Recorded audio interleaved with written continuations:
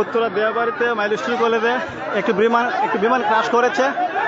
এখানে অনেক লোক হতাহত হয়েছে। এই যে একজন একজন করে নিয়ে যাওয়া হচ্ছে। মানুষের দেহ পুরো ক্ষত বিক্ষত হয়ে গেছে।